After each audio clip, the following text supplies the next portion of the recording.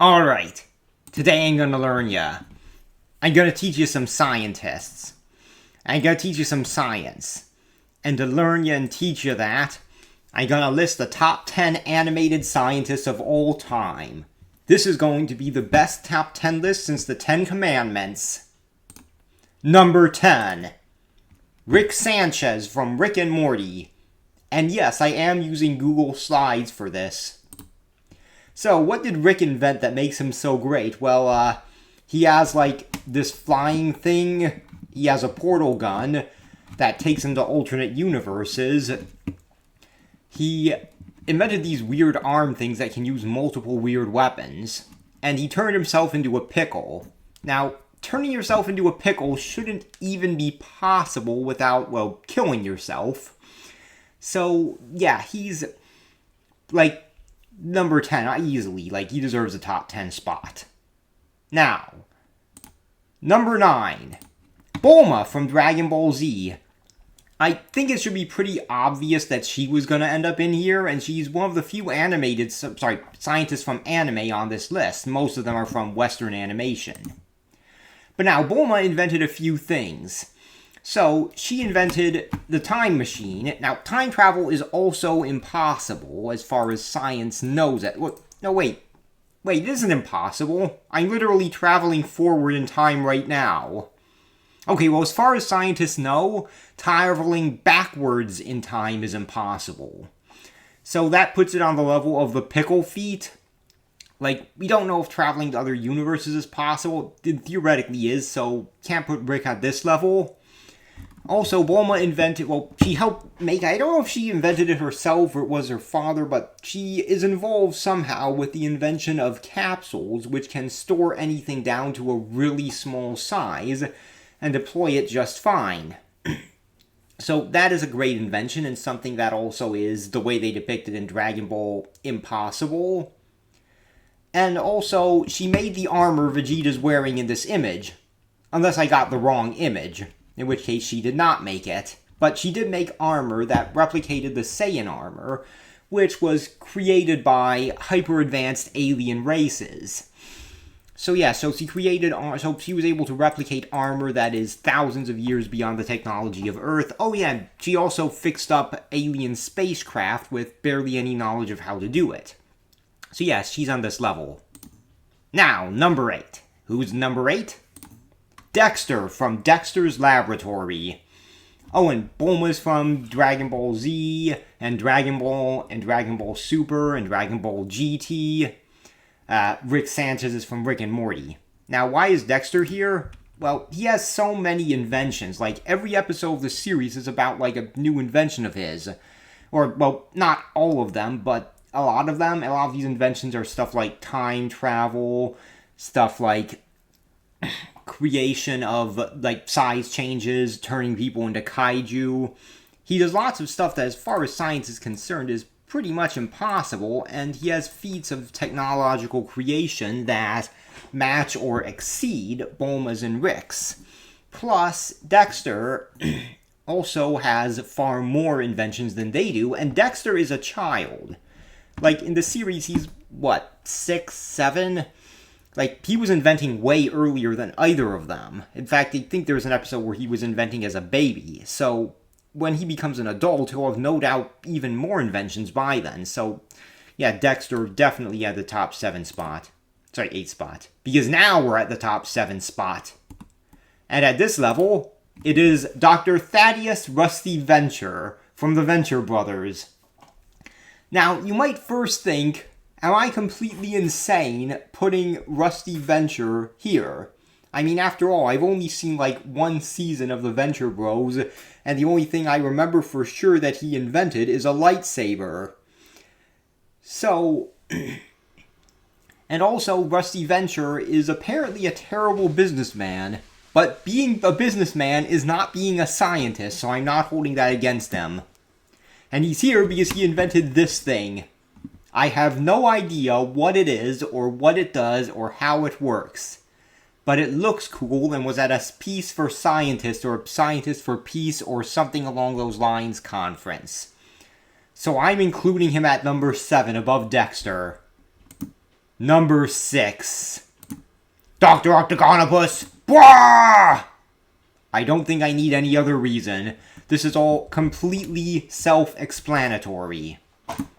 Top 5. Who are the 5 greatest scientists in all animation? Now, find out, because this list is most definitely definitive and better than any other list on the internet. Like, you won't find a better list than this. Number 5. Bardock from Dragon Ball Z. Now, Vegeta is our primary source of Bardock's scientific accomplishments. Specifically, Vegeta from the Ocean dub. Now, Ocean dub Vegeta, and not Vegeta in any other of the Ocean dubs, claims that Bardock was a scientist and only cites one invention of his. This invention is the artificial moonlight he created to let the Saiyans turn into giant gorillas whenever they were in places that don't have moons. So Bardock was, and according to Vegeta in the Ocean dub, not the original Japanese or any of the other dubs, just Ocean dub Vegeta, Bardock literally pulled it out of his ass and was like, hey, we're in a battle, look at this thing I made 5 seconds ago. And that's why he's here. He was able to figure out the artificial moonlight thing in about 30 or so seconds. And now, the Ocean Vegeta didn't specify the duration of the battle, or how long it went, but he did say that they were in trouble, so presumably, I'm just gonna assume the battle was, like, really fast and didn't last, like, 500 episodes, like a typical Dragon Ball Z battle.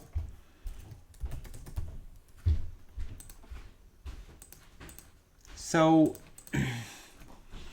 yeah, so I'm just assuming that he did it really fast, and that he did other inventions off screen.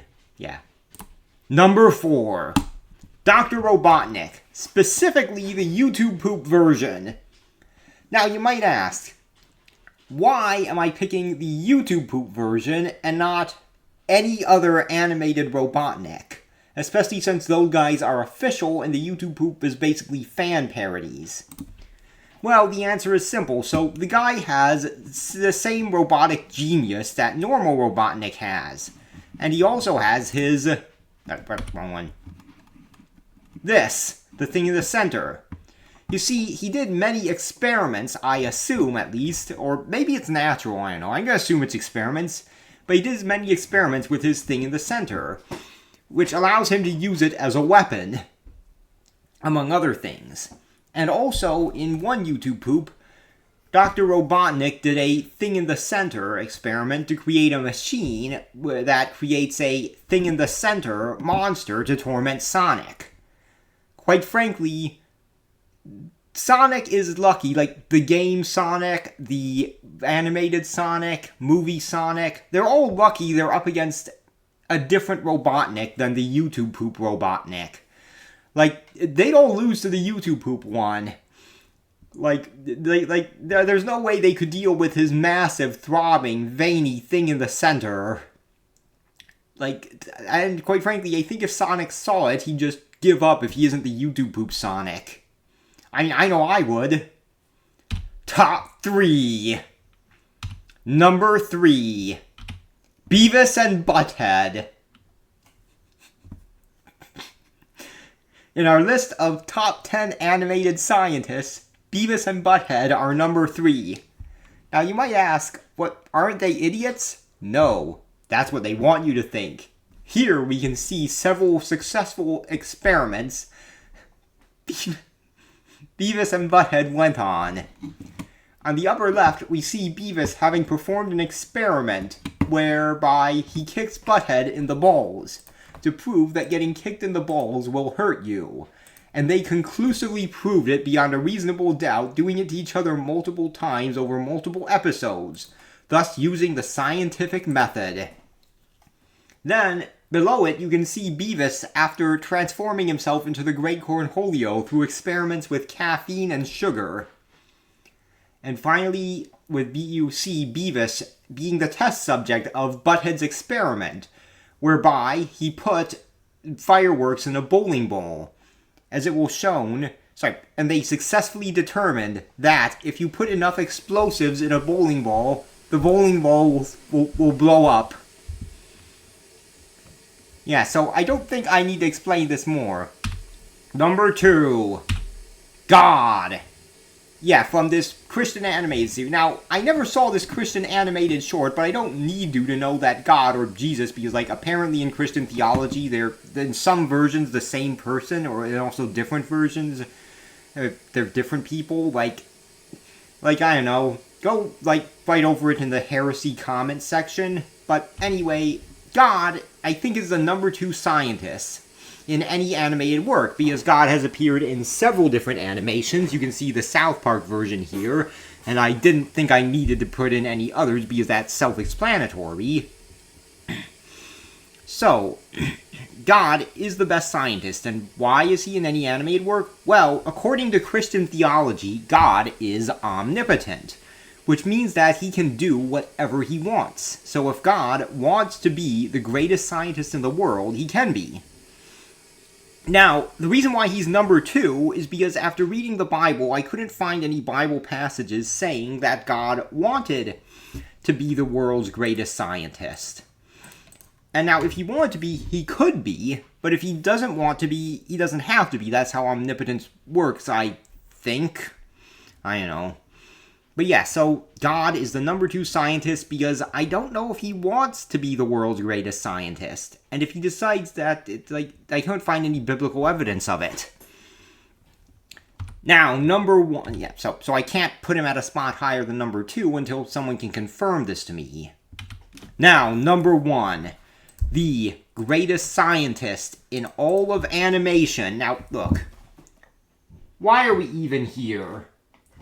Why are you still watching this video? I mean, it's obvious who I'm going to put at number 1. Like, you all know it.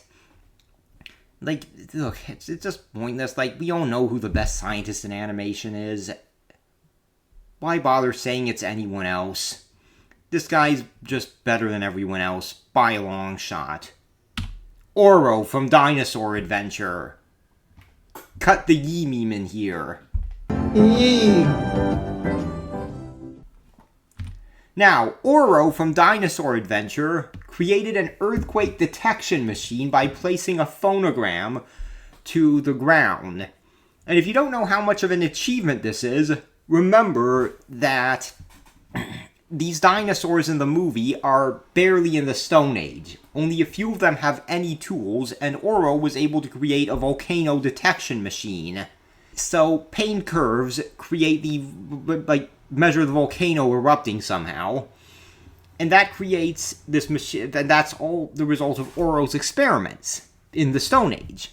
This is basically equivalent of someone in the modern era suddenly inventing faster than light travel. Or someone in the 1600s inventing it. Yeah, that's probably more accurate. So it's like someone in the 1600s inventing faster than light travel. On top of that, Oro was able to predict that dinosaurs would evolve into birds. Which is a bit weird because he's an iguanodon, and birds should already be a thing at this point. Or at least I think he's an iguanodon, but yeah, birds should be a thing at this point. But Oro was still able to predict it. And that is why he is the greatest animated scientist. Unless some Christian can confirm that God wants to be the greatest scientist.